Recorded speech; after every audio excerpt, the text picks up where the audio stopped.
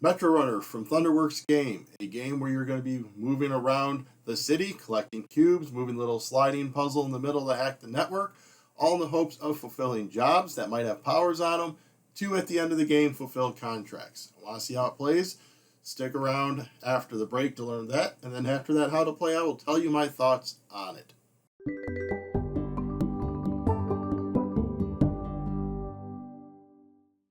Alright, we are set up for a two-player game of Metrorunner. What you're going to do is you are going to put the game board on the proper side. This says 1 to 3, the other side says 4 to 5. You're going to place the cubes, the credits, and the strong arm tokens near the board, or within easy reach of everyone. You're going to shuffle the job cards. Make a display of 4. You're going to put out the contract cards, and then randomly put on these tokens in the designated spaces. You are going to shuffle up and separate the hack cards into 2 equal piles, put them there. You're going to randomly put out the Panap tokens in the middle. Each player is going to get a player board in their color. They're going to grab their marker in their color and put it on the hack symbol in their color's district. That's where they're going to start. On their player board, they're going to put their lock tokens over those. Down here it says what you start with. You're going to grab one of each of those cubes. You get a credit. You get a starting job in your player color. It shows on the back and on the front. And then you get one more job from the deck. You get a character that has a special way of manipulating the Panap tiles. You get a player aid. You put your notoriety and your influence markers here on the 0 spot. The last person to ride the train is the first player, and they will begin, and they'll get the first player token. To take your turn, the first thing you're going to do is you are going to move. You'll have the arrows pointing which way you can move, and you can move 1 or 2 for free. Any additional movements cost a cube for each movement. Once per move action, you can discard a job card to move an additional as well in place of a cube. Once you move, you're going to take an action. You are either going to take the location action of where you landed, or a district action.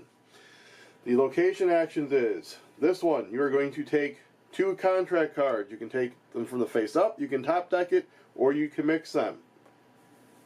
This is hacking. You're going to manipulate this puzzle. Your manipulations are shown on this card. You get 2 free manipulations. Then you can spend a cube for every additional manipulation you want, or you can discard 1 card once per hack. When you manipulate them, you can either rotate it 90 degrees for 1 manipulation, you can swap pieces as 1 manipulation, you can slide by removing 1, slide them down, putting 1 right there, or once per turn, you can use your character's special manipulation, which is for Ami Pierce, is Cipher, swap 2 diagonally adjacent, so I could swap those. The reason you're trying to do all that is to satisfy one of these cards. So initially when you take the hack action, you can cycle one of these cards, take it from the top, put it to the bottom, and then you are going to be wanting to manipulate these tiles to satisfy one of these cards. You will say which card you're going for first. So I'll say I'm going for this. If I say I'm going for that one, I need to get it where the network connects from here and out that side. So in from here and out there. If I have unlocked my tokens, then if I get out these other ones, going that way and that way, I will get more benefits. If you complete the card, you are going to get the benefits shown here. If you have those and you've completed them, you'll get what's depicted on the bottom. After you do that, you're going to flip the card over and then put the cubes in those districts. So this would be a red one in purple, and then an orange one in red. And that will get put on the bottom, and then you have your next card. That is the hack action. This cube action is when you go here, you're going to grab any cubes of your choice based on where you are on the notoriety track. You start by only grabbing 1 cube. As you move on, you get 2, and then eventually 3. If you don't want to do one of the action that you land on, you can do a district action. So if I'm here and I do the red district action, I can either first just grab a red cube, Or that is how you fulfill contracts. To fulfill a contract, you need to be in the district that it requires. So I don't have any red ones. Let me move back to this one. So when you fulfill a contract, you're going to see what cubes you need to return. You're going to return those cubes to the supply. You're then going to check the bottom for what happens. In this instance, I can get a cube of my choice. I go up 1 on the influence track. And then from there on, I am going to slide it under one of the 3 areas in my board. Each area can only hold 3 cards. And when you put it under here, you're going to want to look at these contract cards. This is going to be end of game scoring, and it's going to want a specific combination of jobs in a slot altogether. So when you put it in the slot, you'll also notice the slots have things above them. You'll then trigger that as well. So by putting it in here, I would move up 1 more on the influence track. If I instead put it in the middle one, I can either get a credit or 2 cubes of my choice, or the final one would move me instead up on the notoriety track. As you notice, as you move along the influence, that is how you will flip over your tokens as you pass them by. The other thing that happens when you take a district action is if there's any cubes in here, you'll take them afterwards. So if I was in here and I took that one where I just grab a red cube, I'd get the red cube, and then I'd grab the one in that area. So in addition to those actions, you have boosts that you can buy. You can buy as many boosts on your turn as you want. However, you can only buy each boost once per turn. So you can buy all 4, you can buy 3, you can buy 2, or you can only buy 1.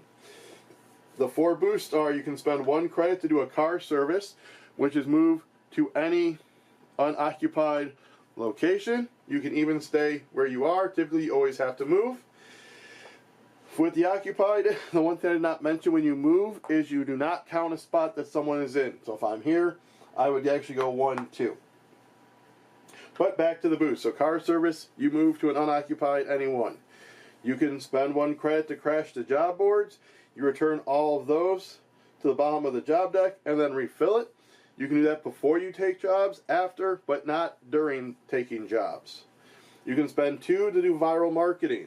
Viral marketing will allow you to move up one of these tracks, whichever one's lowest. If it's tied, you get to choose. So if I was there and I did viral marketing, this one would get pushed up 1. And finally, you can strong arm locals for 2 credits. That lets you take, after you take an action, you can take a second different available action. So if I am here and I strong arm locals, I can take 2 jobs. And then because I'm on this line, I actually have access to either district. I could then take a district action.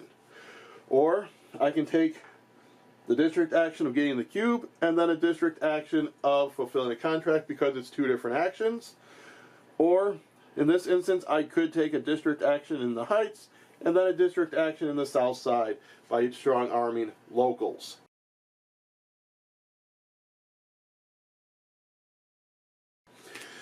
You're going to go back and forth, taking turns until the end game is triggered. There are 3 different end game triggers. If someone passes this line with either the marker, that is 1 end game trigger. Another end game trigger if someone has 9 fulfilled jobs. Finally, if this deck is ever empty, that will also trigger the end of the game. When the end of the game is triggered, you're going to finish out the current round and then play 1 final round. After that round is done, you're going to score for a few things. You are going to score the points on your jobs. You are going to see which contracts you fulfilled. Again, you have to have those specific ones together in the one area, and you'll only ever be able to fulfill 3 of them. You're going to get points based on where your markers are on the notoriety track and the influence track. Whoever has the most completed jobs in their starting district will get 5 points. If there's a tie, it's 2. So in this instance, I am yellow, they are purple. If I have 4 yellow jobs and they have 3 purple jobs, I get the 5 points. And then finally, your leftover job cards, strong arm tokens, credits, and cubes are all 5 of those for a point each. I should mention what these strong arm tokens do is as you're hacking, you can put one of these out to create a four-way intersection to help satisfy stuff. The only thing is it cannot go on the skull because no pass can ever go through the skull. Add all that up, high score wins. So there we go. That is how you play Metrorunner. So let's get into my thoughts using our Sense system. First up are the components. So for us, the components are really nice. Those player busts that you use as your player piece as you move around the city, fantastic, super big, super chunky. It just adds that cool 3D element, and you can easily tell where you are, where people are, as you're moving around.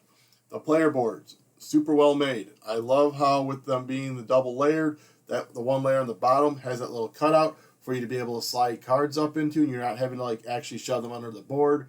There's that little recess that you can do. The board is laid out nice to explain your turn, how everything is. Very informative, has a little spot for your cubes, and so forth. The cubes themselves are very solid. They're very vibrant colored. They just have a nice, good quality about them. I will say, though, sometimes they can get lost in that little cube receptacle on your player board, especially if it's the same color you start off with. So if you're playing blue, sometimes the blue ones can get lost in there, but that's really not too much an issue, especially if you have a lot of lighting. The insert is designed very well. It's got a spot for all the busts. You have a spot for all of the little different tokens and chips and everything. Everything is just laid out, held in nice. You have that tray for the cubes you can just pull out, plop on the table, so you don't have to just take out each thing individually bagged. So the insert is really well done. My one regret, and it's not that it's a bad component, but I really wished we would have gotten the metal panel tiles that were available during the campaign. We just have the punchboard one, but while the punchboard is thick, it would have been really cool if we would have splurged to get those metal tiles. But honestly, the game doesn't need it. Those other ones work just as fine. They slide around nice. They look great. You can tell all the size. Everything's good on them. The cards themselves, they display all the information you need. They have all the cubes on the side, what you get at the bottom. The layout's really well. You can really just kind of tell as you go along how everything goes. The rule book went in depth. It was a well laid out rule book. We had no issues with it after we read through it. It had tons of examples to show you exactly how things work. So for how easy the game is to learn and how simple the rule set is, the rule book does look a little bit bigger, but that's because they go into detail. They give you examples. They have good illustrations. So the rule book will look intimidating, but it's because they want to make sure they set you up for success when you learn the game. We really just did enjoy the overall production of the game. The colors, the way that the pieces looked, they moved, the way they interact on the boards themselves, everything is just a top-notch production. All right, getting into the experience at 2 players. So when you play with 2 or 3 players, you use one side of the board. When you play with the 4 or 5, you use the other side of the board. The other side of the board that you don't play with in a 2-player game just has a spot that has a specific color cube that you stop at to get those, as opposed to having just the ones where you have you pick. So there's an extra cube getting spot on there.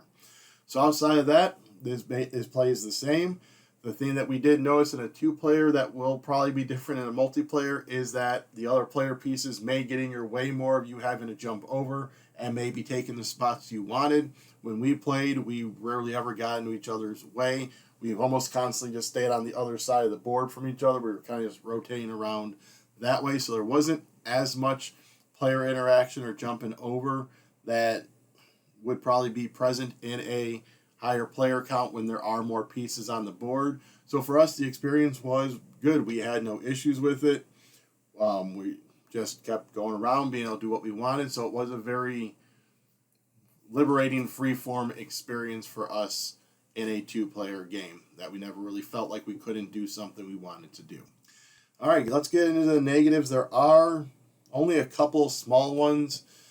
The first one is that pan-up tile, that slide puzzle in the middle, that can sometimes grind the game to a halt, even if you're not one who normally has the analysis paralysis or really has to think about things. Just being able to have the spatial awareness or the ability to just like look at the puzzle and know exactly how you need to maneuver it around. If you're good at that, cool, great, not going to be an issue for you. For us, though, it was kind of like looking and seeing, all right, what's the optimal movements, because you want to do the optimal movements, because otherwise you're having to spend cubes or a card from your hand. So you want to try and get it in that free or as little moves as possible, because you might not have the cubes to actually spend. So trying to figure out that puzzle can really slow down parts of the game and delay things, because everything else moves pretty quick, but this one you can kind of just be kind of staring and staring and staring. And then Bri did seem to think that it did get repetitive at times, because you are just basically moving around, getting cubes, moving around, getting cubes, moving around, getting cubes, fulfilling a job. That puzzle does break it up some, and the game, to me, doesn't overstay its welcome, so I personally never had that issue, but she did find it repetitive at times. Let's move on to the theme. The theme is there. The cards have the job names, have like the whole hacker and cyberpunk and kind of that runner theme to them. The art style, the board, all of that, the characters you have, the ability to hack, all kind of fits with the theme. But for us, that's kind of where it ended. We never really felt immersed in it. It basically just seemed like we were collecting cubes because that's what the job called for. We didn't really ever relate all right, the black cubes are for this, the red cubes are for this, the blue cubes are for this, espionage or intel or anything like that. That never really clicked for us. So for us, the theme was there, but it wasn't immersive. So I'm not going to say that it feels pasted on, because you do get the feel of the theme through what the cards are, through the way of hacking, and just through all of that. So it's definitely not pasted on. It's just not fully immersive. You're not going to go into this being, oh yeah, look at me, I'm gaining this intel to be able to do this job. It does feel a bit more collecting cubes of fulfilled cards for us. All right, and finally, let's move on to smoothness. So overall, it does play quick outside of the slide puzzle, because it's literally move your piece, do the action there, done. Move your piece, do the action there, done. Fulfill a job card. If you take a city action, done. So it is a very smooth, very quick playing. The actions just flow by quickly. And it is one of the few games that Brian and I can actually play close to, or even a little bit quicker than time on the box. I believe it says 30 to 90 minutes. I think we're usually done with the game within 45, if not a little bit less. And that's usually not the case with us, because usually she's trying to optimize turns, or turns are taking longer, or having to walk through all the steps of a turn. Because this is so quick and easy, just bam, bam, bam, she's able to go through her turn, and then I can take my turn. And then the turns, like I said, just flow nice. And then even if you add the mini expansion we got with it, drop site expansion, I believe it's called, it's you put a card by one of the city locations that's listed on the card. When you land on that, you take the card. You can only have one at a time. When you land on the other spot that's listed on the card, you flip it over for scoring, then you can grab another one. So there's not even complexity added there. It may steer you towards where you're going to stop. Maybe you wouldn't stop there, but that doesn't even disrupt anything or even make the game more complex. It literally is just grab a card, go somewhere, flip the card, done. So the way that this game is able to just to smoothly go, that by the time you're done, you're like, oh, wow, that was quick. Because you can just stay focused. You have the cards for what cubes you need to get, so you just know right where you got to go, go, done. So overall, I'd say the main thing I really like about the game is there's really no way to extend it without honestly purposefully doing it. Like, you can't extend it by running up points even, because when you fulfill a job card, it's going to move you on one of the tracks. If you do the sliding puzzle, it's going to move you on one of the tracks.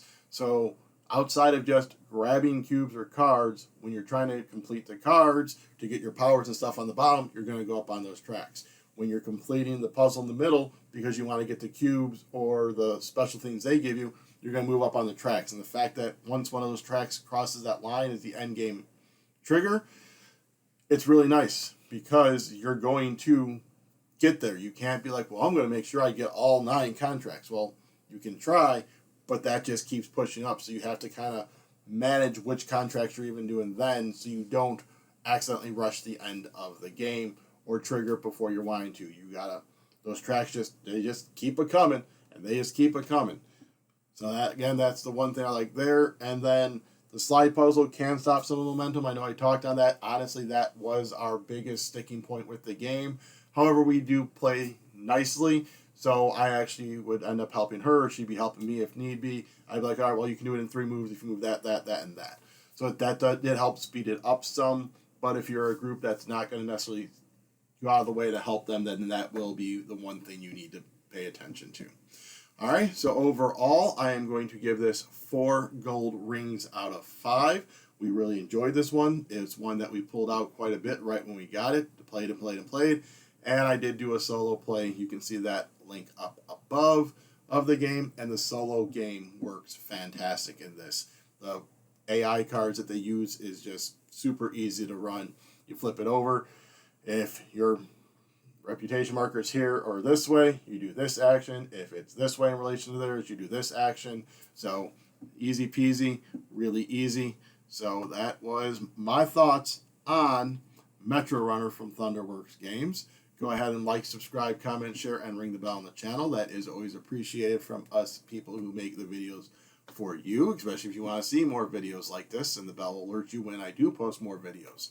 Alrighty, so until next time, run away with it.